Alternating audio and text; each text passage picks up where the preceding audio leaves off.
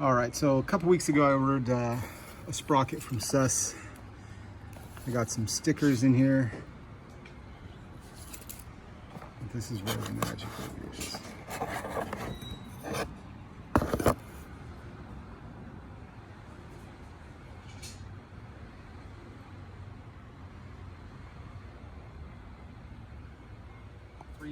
Tooth sprocket comes on my big ripper. And that's the SUS. I'll give you an idea what that would look like. Right there.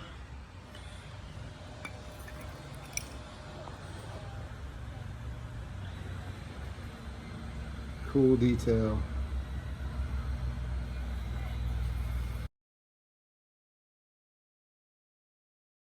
All right, so here I have the SUS Spikes tattoo sprocket, and it's super busy, and that's not a problem. But what I want to do is try and highlight all of these details when you get in there, some of that tattoo work. And so what I'm going to do is I'm going to spray paint over the top, and then once that dries, I'm going to come back and buff the high parts, which in theory should leave me like the outline with a black background on the sprocket. So if it works, it works. If not, I'm just going to have a black sprocket, which is totally fine with me too. So the first thing I'm going to do, I literally just got this out of the box yesterday. Haven't put it on my bike or anything, so I'm going to prepare the surface, which is the most boring part of the entire process. But with everything else in life, the preparation you put into this will then give you the longer lasting results. So I'm going to clean the surface, let it dry. I'm going to mask around the teeth, any areas that I don't want to be black, and then I'm going to spray the coat over the top. So let's get started. This is just alcohol, and because this is aluminum and not chromoly, you can actually get it wet and it won't corrode or rust or anything like that. It's light, it's strong, and as I'm talking, I'm literally just trying to get into these surfaces to get any residue, any oils or anything like that off of the sprocket. So there you go, sprocket is clean. Now I'm going to go ahead and tape it, and I'll be back. What I'm going to do is basically tape. I'm going to tape around here and around the teeth because I want that to remain that bright silver color. So I'm going to go ahead and start taping that, and I will be right back. So this blue tape, I don't know what it is about being an adult, but you just somehow always end up with this stuff.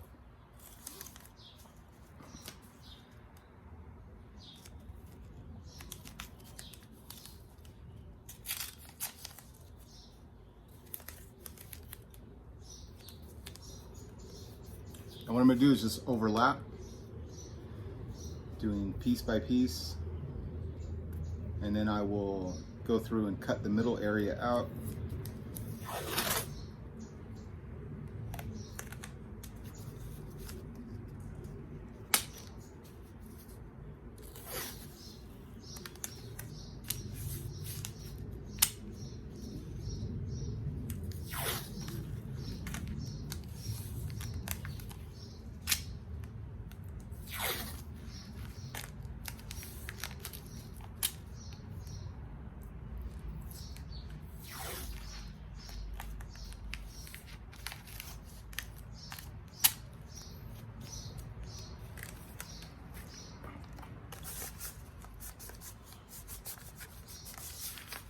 Okay, so the idea here is just get that tape down,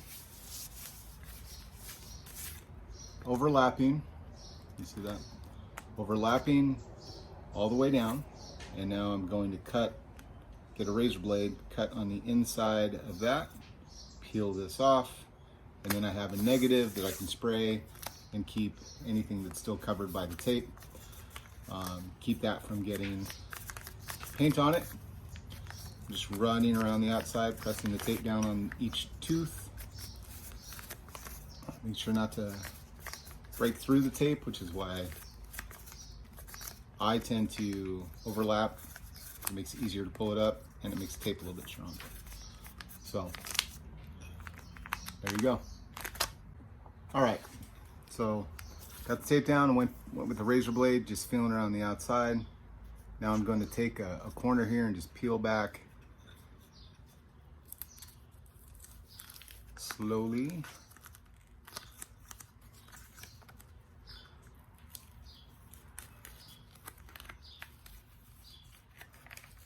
Let's see the negative that I have.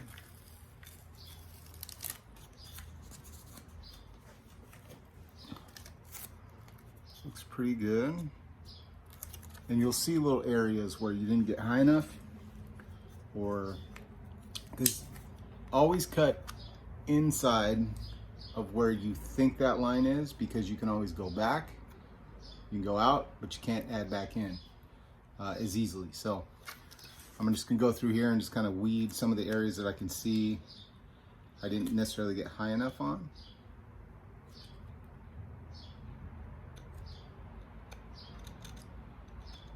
And if you just run your razor blade at an angle, you'll be able to pull that tape exactly where you want it.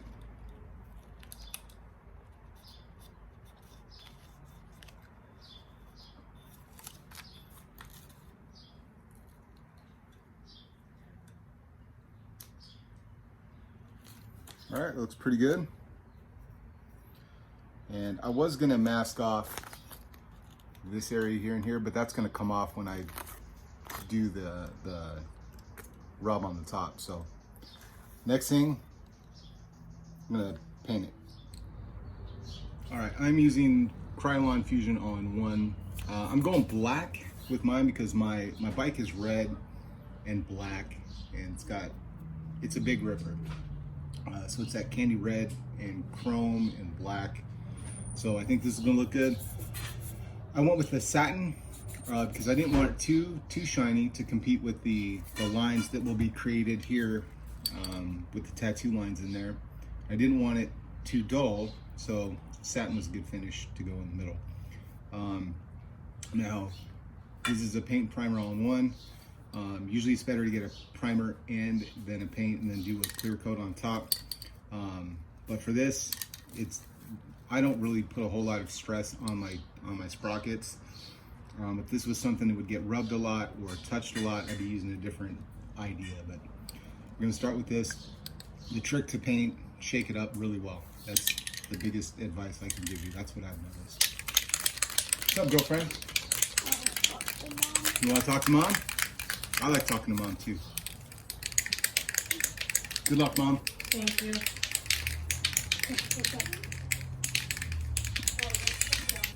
The other thing to remember too about spray paint, humidity outside. I'm lucky enough that I live in Arizona. So right now it's February and it's warm outside, and we don't get any type of humidity because it's dry. You always hear people talk about Arizona has a dry heat. So we don't really get a whole lot of bad weather whatsoever. So I can spray just about any time year round.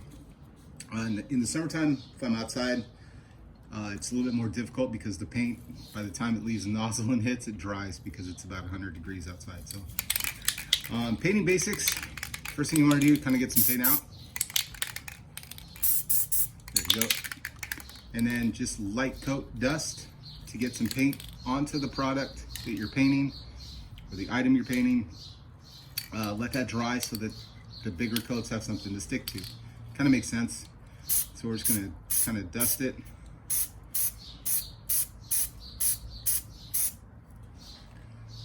Not gonna lie, that actually does look pretty cool.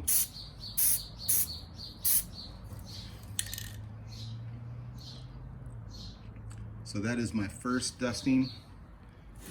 Now, because I'm sitting at an angle, when I did that, I got the paint from one direction going this way, but now I've turned it around and Going this direction, there's not anything. So I'm gonna dust. There you go. Now this paint, I believe, is about a 10 minute between coats.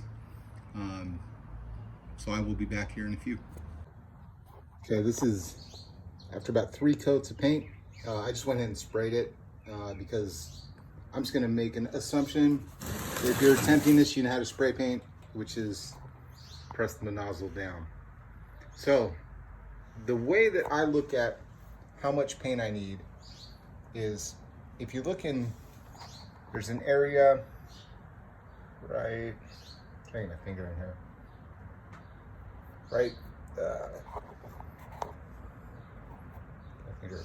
right there. If you look at that area, I'm trying to get a reflection in it. See how it looks kind of glassy now? Before, I was looking at different parts of the sprocket, and you could actually see the tool marking of the CNC machine where it went down and created that, and it leaves little swirls. So get enough paint to where it looks glossy, you can no longer see the swirls, and then you know you have enough. From a distance, it's hard to read. And now the next step is let that dry. We'll know it's dry because it's a satin finish. If you look at that right now, it's very shiny. So once that's a nice satin finish, I'll know it's dry, and then I can start sanding off the top piece, leaving just the shiny chrome underneath, and then I'll have just the tattoo designs on top. So that's where we're at now. That's how to know how much paint. Identify a piece before, and once you cover up the swirl marks on something that's CNC, then you know you have enough paint on there. But the trick, biggest pro tip, go slow, take your time. Because if you spray it all at once, it's gonna take you a long time to dry, and you get some sketchy runs. You'll get some, let's see, there'll be runs in the paint. You can get some cracking, you get some reactions to the paint. But if you do light coats, they dry quick and they build up over time. So it's better to have, say, 10 or 15 layers of thin than 1 or 2 of thick. So hope that helps you understand any of the paint projects you do in the future, not just on your BMX bikes, but when your wife asks you to paint stuff around the house, that's how you do it. All right. So the tape is tacky. The paint on the tape is a little bit tacky. So I feel pretty comfortable about pulling the mask off before it's completely dry, because I don't want to get a hard edge around anything. So what I'm going to do, pull up on this tape. Try not to bump my... And I'm reaching underneath here.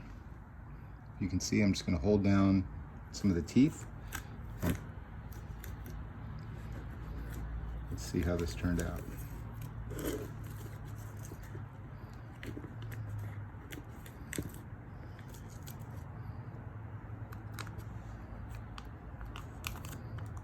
I can get the top, because I overlapped all the tape, it comes off in one mess. All right, here's the sprocket just painted. I'm gonna let it dry just a little bit more, and then we're gonna take, because this is a flat surface, I'm gonna take a sanding block with some really high grit. The higher grit on sandpaper means the least amount of coarse. So I don't need something like a 200, 500. I'm probably gonna start with like I might start with a Scotch-Brite pad and see if that pulls it off. And we'll see, just kind of go from there. But I'm gonna start with the highest number of sandpaper that I have. I think I have some 1000 grit. Go over the top, see if that pulls it off. If not, I'll just go with the Scotch-Brite pad, pull the top. And I'm just trying to touch the surface of these creases, the high spots. So I'll sand off the high spots, the paint will stay in the low spots, and then you will just see a chrome. Basically the lines of the tattoo work will then become silver The rest will be a satin, and you should be able to see some of this detail a little bit better. All right, so what I'm using now, this is called a sanding block. You can pick it up at your dad's garage, or you can use a 2x4. You can use a brick. You just need something that's flat, literally, that's all it is. Now this is some super fine sandpaper on a foam sponge. Picked this up at like Lowe's or Ace Hardware, whatever you have locally. And literally, like, normally you'd stick, this has spikes inside of it that you would normally slide your sandpaper in. But for this, I'm just gonna hold it up close, like so. Place it on here, and we're just gonna sand back and forth. I'm not gonna press down hard at all. This actually has a little bit of weight, but I wanna keep the paint as low as possible and just sand off the high spots. So because of that, I'm just gonna hold the top here. I'm just gonna kind of just drag across the top. Let's see.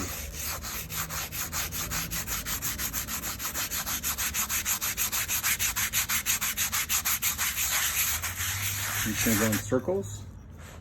See if I can pull this camera in. I'm using my knee as a base here. There we go.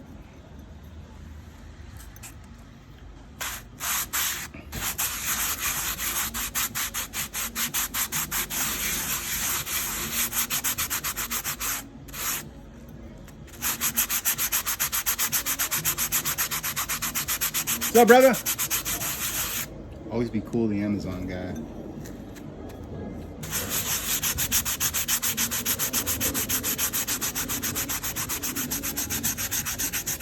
Look close, you can kind of see it starting to pop, right? Eye spots are coming out really nice.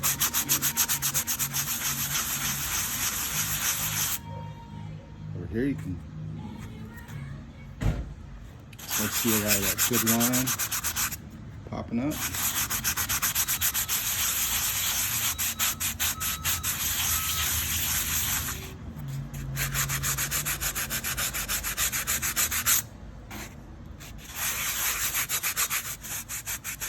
Now you can really start to see where you need to sand. Got most of the high parts off.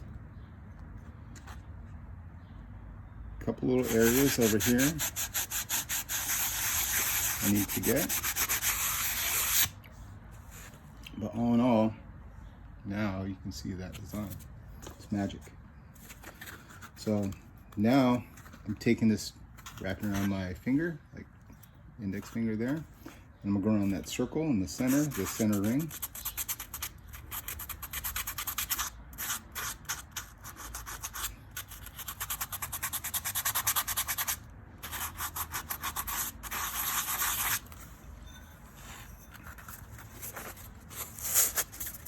And just go over some of these other spots.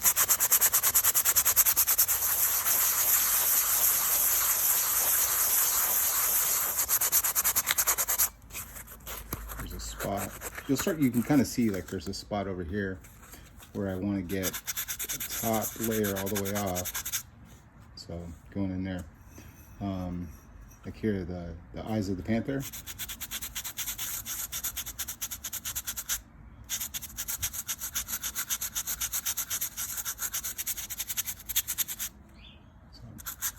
Get in there and you can get that. Because this is foam, I can easily get in there. It'll press down into those grooves and give me what I'm looking for.